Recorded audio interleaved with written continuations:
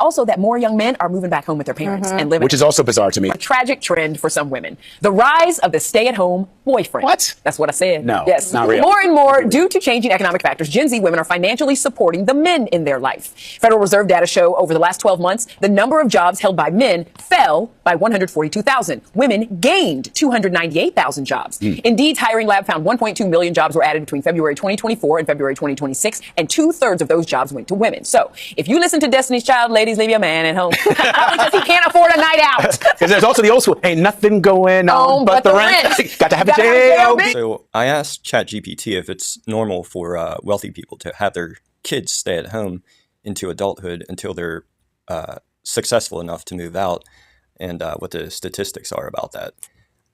ChatGPT says yes, it's fairly common for wealthy and financially secure families to have adult children live at home longer.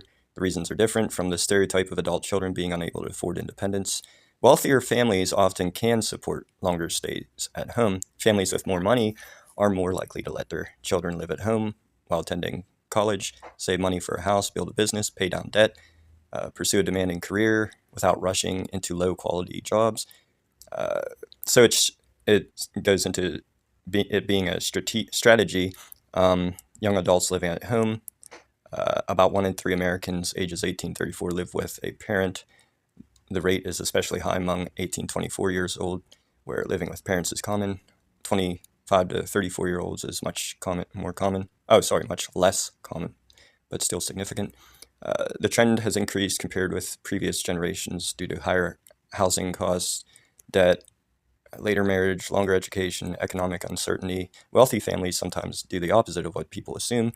There is a common belief that rich parents push their kids out early to teach independence, but many affluent families actually provide extended support, paying for college, letting children stay at home, helping with down payments, providing career networking, offering financial safety nets. A child of wealthy parents may live at home until 25-30 while building a career, then move directly into owning a home or being financially established. Cultural differences. In many countries, especially in southern... So the short answer is yes, wealthy families often allow their children to stay home into adulthood, sometimes even longer than average, but usually because they have the resources to make it advantageous, not because the child cannot function independently. Exactly.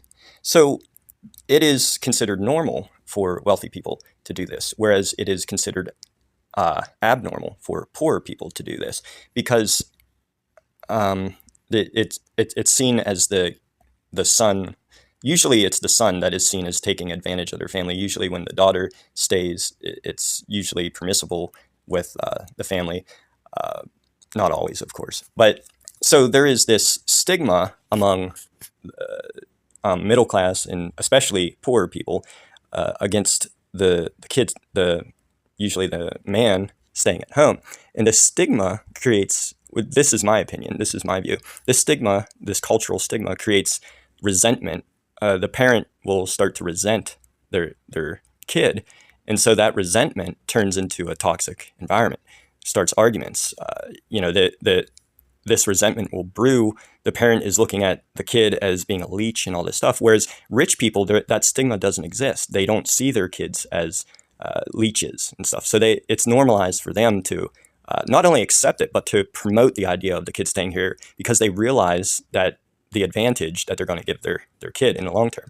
But the poor people, they don't see the advantage, and they see it as a burden, and they see it as their kid is a failure and all this stuff. So that in the media, like the video I showed you, the media is all about reinforcing this stigma of the poor people. They only focus on the average people. They're not attacking the wealthy for doing this.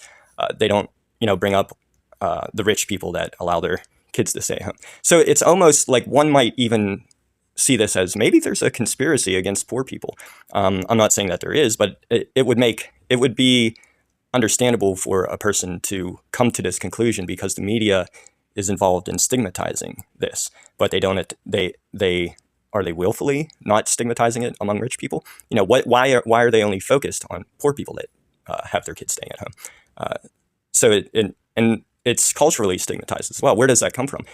There was a point in time when it was completely normal for poor people and wealthy people, everyone, to their family stayed at home, and they kind of built something with that. They had the kids working on the farm, and they were helping out around the house and these things. So there was a time when it was completely normal. And that goes very far back. So and when humans lived predominantly in tribes, it was mostly composed of all family members, all sticking together, protecting each other, hunting together, building together. So this is actually, it's very abnormal to push the kids away as far as humans are concerned. We're not birds that, birds push their young out of the nest because there isn't room or whatever, because that's how birds function. A lot of animals function. But for humans, all throughout history, and all the way back to apes, it was normal for the clan to all be related to each other and work together. So where is this stigma coming from? Why is this stigma being reinforced so much by the media? I see this every once in a while, and then I always think about the fact that wealthy people want their kids to stay at home because it is a strategy. It is smart. How else are they going to maintain their wealth? So there needs to be a movement of destigmatization, destigmatize the kids living at home. It needs to be accepted and promoted, and you can do that. So share this video with other people, and let's try to show people like this is actually beneficial. Thanks for watching.